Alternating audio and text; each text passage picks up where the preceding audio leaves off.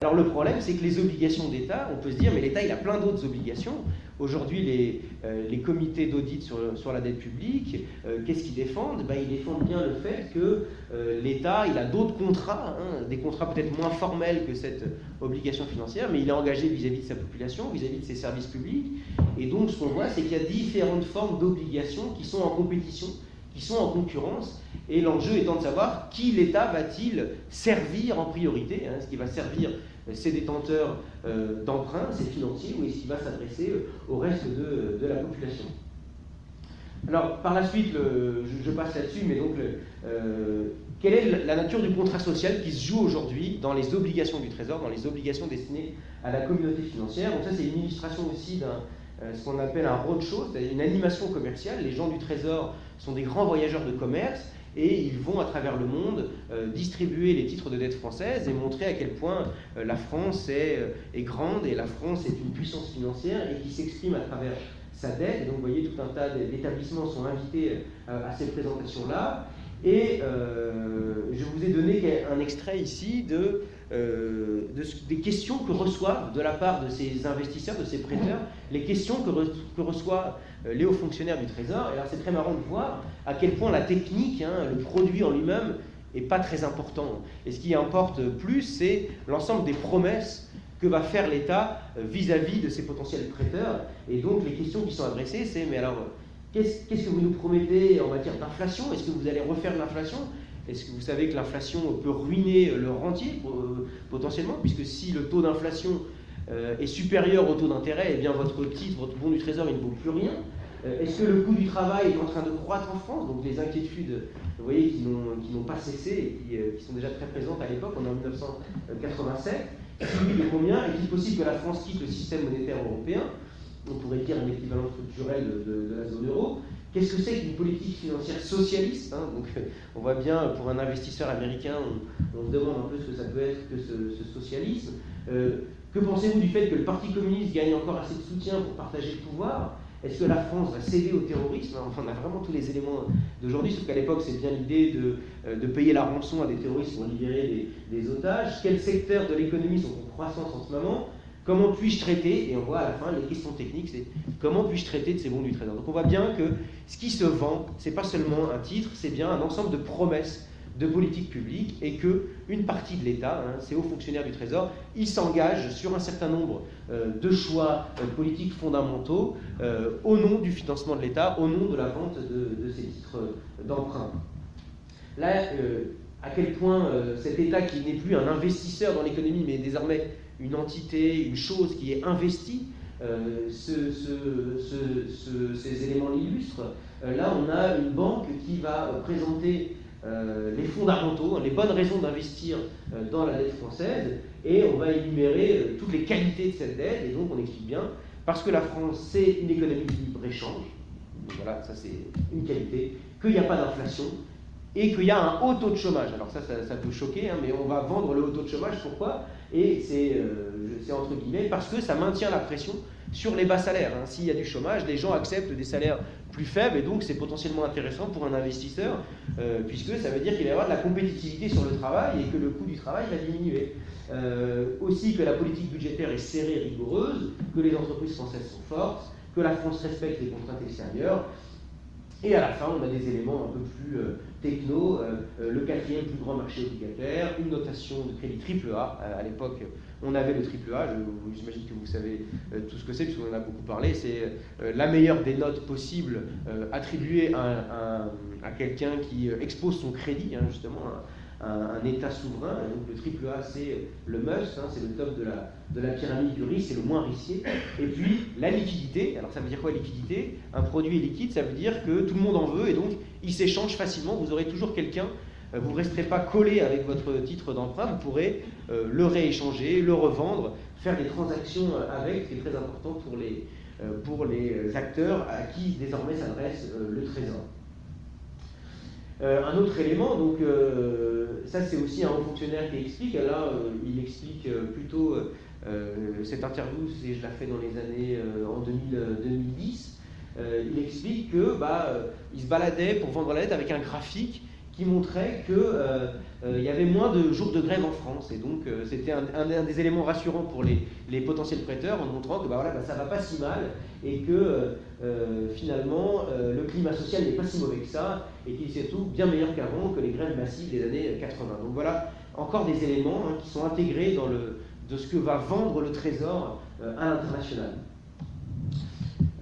Et donc voilà ce qu'explique ce haut fonctionnaire. On exporte la dette, et peu importe la couleur politique du gouvernement, désormais, on internationalise le marché avec des non-résidents, donc des investisseurs américains, japonais, peu importe, des fonds de pension japonais, des gens qui n'auraient jamais imaginé un quart de seconde acheter un papier, donc ça c'est la marchandise dette, acheter un contrat émis par un gouvernement socialiste, et en plus français, une des pires références possibles dans ce domaine.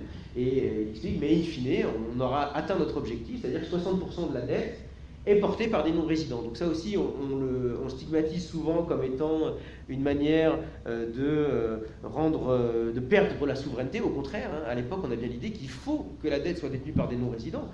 Il faut qu'elle soit détenue à l'étranger, et c'est un gage de puissance financière de la France. C'est socialiste, ça passe bien, et puis ça clôt.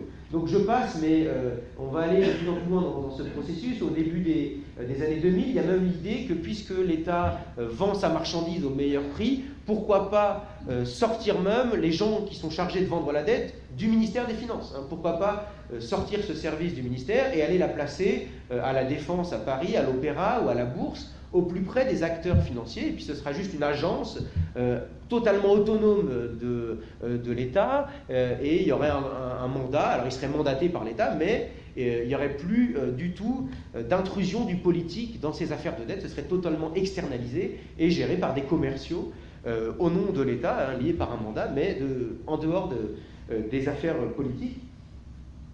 On voit bien que ça aussi, c'est considéré par les investisseurs comme un gage de crédibilité, puisque vous imaginez bien, si on a une agence commerciale qui gère la dette, eh bien potentiellement, c'est une manière d'envoyer un message et de dire, regardez, le souverain, les affaires de la démocratie ne se mêleront pas des affaires de gestion de la dette, c'est quelque chose qu'on doit gérer entre nous, entre professionnels de la finance, et il n'y a pas de risque que le politique vienne se mêler, annuler la dette ou la renégocier, c'est quelque chose qui est dégagé à l'extérieur du politique. Alors cette agence, on l'a quand même créée, on a appelé ces bureaux de la dette Agence France Trésor, mais néanmoins on les a gardés au plus près du ministre des Finances, parce qu'il y a eu un débat aussi à l'époque, les hauts fonctionnaires du Trésor ne souhaitaient pas se séparer totalement de ce bureau de la dette, alors que l'Allemagne l'a fait.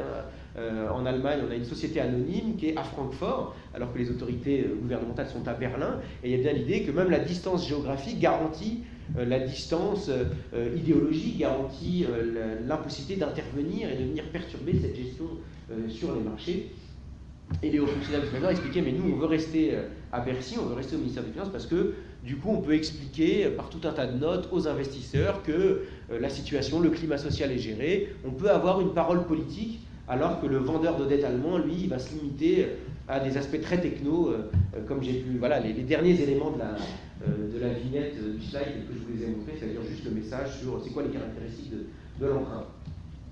Alors ça c'est des photos, voilà le bureau du Trésor qui vend la dette avant, et après, voilà, on crée cette véritable salle de marché au sein du Trésor. Là c'est une illustration d'une séance de vente aux enchères de dette, et donc vous voyez, il y a un aspect de performance qui est très important, c'est-à-dire que c'est toujours fascinant pour les journalistes quand ils montent au dernier étage, puisqu'ils disent mais alors la dette est un problème, comment ça se fait, vous arrivez à en placer toujours autant?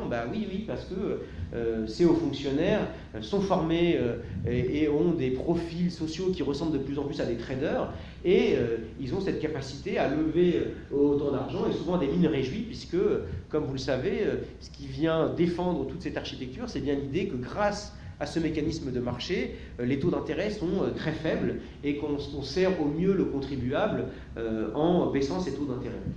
Ce que je vous ai montré, c'est que ça implique pourtant tout un tas d'enjeux sur la façon dont on définit nos choix de société, puisque en vendant cette dette, on promet tout un tas de choses à ses investisseurs et à ses créanciers. La partie que je voulais développer maintenant, je vais aller très vite puisque je pense que je suis déjà j'ai dépassé un peu le temps, je suis désolé. Mais sur cette fabrique du chiffre de la dette, elle est très importante puisque on verra que s'opposent deux formes de dette publique. D'un côté, ce qu'on pourrait appeler cette dette financière, ce contrat d'emprunt financier, puis de l'autre, la dette sociale, la dette, les obligations de l'État vis-à-vis de la société, vis-à-vis de ses services publics et de ses prestations sociales. Alors les critères de Maastricht, comme vous le savez, c'est le produit d'un compromis. Pourquoi ? Puisque la France a forcé l'Allemagne, en quelque sorte, à faire l'union économique et monétaire, à faire la zone euro, puisque les Allemands étaient très réticents. Pourquoi ? Parce que pour eux, c'était une catastrophe de noyer l'image du marque, l'image de marque du marque, avec tout un tas d'autres pays du Sud, des mauvaises références, comme on l'a entendu tout à l'heure avec ce haut fonctionnaire français, l'Italie, le Portugal et la Grèce, voilà, une folie. Et donc, puisque la France a imposé de néanmoins faire cette union monétaire, l'Allemagne a exigé et a négocié des contreparties, des garanties. Et parmi ces contreparties, eh bien, c'est l'émergence des fameux critères sur le déficit et sur la dette, c'est-à-dire que puisqu'on converge alors que vous êtes beaucoup moins solide que nous, vous n'avez pas les mêmes fondamentaux, eh bien, si vous voulez qu'on converge, on fixe un certain nombre de verrous sur l'organisation des déficits publics et la dette, et ces verrous, c'est les 3% de déficit sur PIB, les 60%, en somme, sont le produit de ce compromis avec l'Allemagne pour pouvoir faire la zone euro. Et ce qui est très intéressant, c'est ça vous l'avez sûrement déjà entendu, mais que c'est tout à fait conventionnel, c'est-à-dire que ces chiffres, cette arithmétique, ils viennent du fait qu'on avait supposé à l'époque une hypothèse raisonnable qui paraît aujourd'hui totalement folle, que la croissance était de 5% en moyenne, et que si on avait une croissance de 5%, eh bien, quand on est à 3% de déficit, on peut maintenir une dette à 60%. Et à l'époque, des économistes disent, à ce moment-là, mais attendez, on n'a qu'à prendre, avec une croissance de 5, on n'a qu'à prendre 6 et 120%. Et effectivement, de fait, c'est exactement le même raisonnement, sauf que les valeurs sont beaucoup plus hautes, mais on décide de retenir 3 et 60 parce qu'à l'époque, la moyenne des États dans la zone euro, la France comme l'Allemagne d'ailleurs, il n'y a pas de mauvais élèves de la France par rapport à l'Allemagne à l'époque, on a à peu près la même moyenne de dette, elle est de l'ordre de 60%, et donc on décide très pragmatiquement de dire qu'on se limitera à ce chiffre des 60%. Qu'est-ce qui s'est passé par la suite ? Comme vous le savez, ces chiffres, ils sont à chaque fois plus ou moins respectés, ils sont souvent outrepassés, et puis les amendes, les sanctions de la Commission européenne ne viennent jamais réellement. Néanmoins, et c'est d'ailleurs ce que souhaite la Commission européenne et les institutions européennes, ça maintient un effet de présence dans le débat public, et c'est ce qu'explique ce haut fonctionnaire. Il dit peut-être que l'homme de la rue ou ma belle-mère ne connaissent pas le chiffre, mais ça existe, et sans Maastricht, sans ces critères, qui sont des sujets très importants, et ce serait beaucoup moins présent, on en parlerait beaucoup moins. Donc il y a bien l'idée qu'on va faire de la pédagogie avec ces critères. Alors, j'en parlais au début, on ne choisit de calculer que les engagements de l'État, que le passif. Et à l'époque aussi, il y a un débat, mais pourquoi pas regarder, puisque la dette, c'est une photographie, il y a un bilan de l'État, donc d'un côté les passifs, ce qu'on doit, et puis de l'autre les actifs, ce que l'État détient, des actifs financiers, puisque l'État, vous le savez d'ailleurs, pendant la crise financière, l'État a prêté aux banques pour les renflouer, et donc du coup l'État, il avait un actif sur BNP Paribas ou sur la Société Générale qui lui devait de l'argent. Et l'idée est de dire, mais pourquoi on ne regarde que dans cette photographie que le négatif, que le passif ? Il faut aussi regarder du côté des actifs.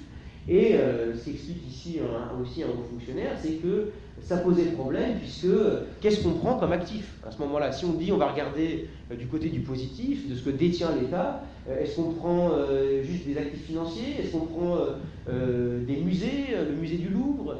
Est-ce qu'on regarde la Joconde, les œuvres d'art, la Tour Eiffel ? Qu'est-ce qu'on prend dans cette colonne active, avec aussi l'idée un peu dangereuse, et qui était, comme l'explique ici l'idée des Allemands, qui disait mais les Grecs n'ont qu'à vendre leurs îles pour répondre au problème de la dette. Donc avec aussi l'idée que si on met un chiffre sur ce patrimoine immatériel de l'État, il y a aussi l'idée qu'on va éventuellement en faire sa cession, qu'on va le vendre et qu'on va le céder. Donc vous voyez, à l'époque, on décide de fermer la porte, puisqu'on dit mais si on laisse les États valoriser et donner de la valeur à leurs actifs, ça va partir dans tous les sens, et on n'aura pas vraiment d'arbitre pour décider de ce qu'on peut ou ce qu'on ne peut pas chiffrer, valoriser comme actif. Alors, ce qui explique ici aussi aussi un haut fonctionnaire, c'est que ça posait problème, puisque si on dit on va regarder du côté des actifs, est-ce qu'on prend des musées, le musée du Louvre ? Est-ce qu'on regarde la Joconde, les œuvres d'art, la Tour Eiffel ? Qu'est-ce qu'on prend dans cette colonne active, avec aussi l'idée un peu dangereuse, et qui était, comme l'explique ici l'idée des Allemands, qui disait mais les Grecs n'ont qu'à vendre leurs îles pour répondre au problème de la dette. Donc avec aussi l'idée que si on met un chiffre sur ce patrimoine immatériel de l'État, il y a aussi l'idée qu'on va éventuellement en faire sa cession, qu'on va le vendre et qu'on va le céder. Donc vous voyez, à l'époque, on décide de fermer la porte, puisqu'on dit mais si on laisse les États valoriser et donner de la valeur à leurs actifs, ça va partir dans tous les sens, et on n'aura pas vraiment d'arbitre pour décider de ce qu'on peut ou ce qu'on ne peut pas chiffrer, valoriser comme actif. Et cette dette nette, néanmoins, elle aurait la possibilité de rassurer un peu l'image globale, comme je vous disais. En 2011, l'OCDE estimait que les actifs financiers et les participations de la Grèce, à 33% de son PIB, et si ces actifs étaient pris en compte dans le calcul de la dette publique, les ratios tombaient de 147 à 114%.